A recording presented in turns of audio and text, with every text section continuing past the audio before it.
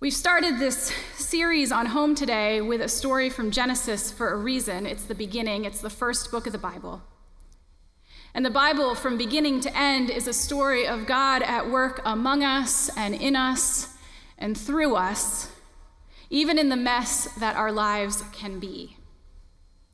And so the themes that start off in Genesis, like those in the story of Jacob and Esau, those themes are themes that run from the beginning of the Bible throughout to the end of the Bible and onward. What God is working throughout all these stories and throughout time is to teach us just the thing that Jacob learned, that we're loved, that we belong, that God is with us. That's home. That's what Jesus came to show us. He said to his disciples, "In my Father's house there are many dwelling places. I go to prepare a place for you." And that's also what church exists for. It exists to give us a taste, however imperfect it might be, of that home that we long for.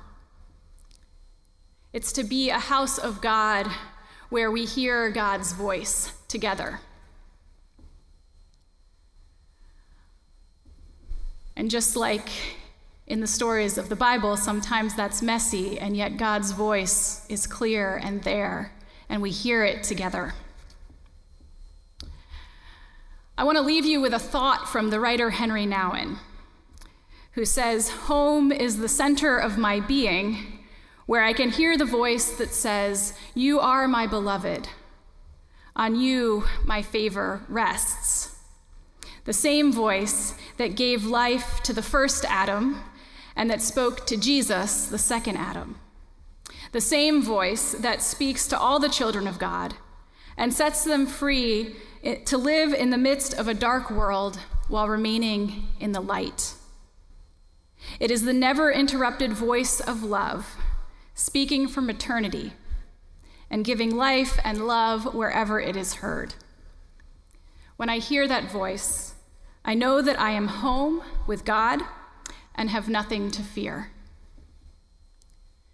That is my prayer for each of us who is gathered here today, who is viewing from home today, who is listening later on, or whatever else.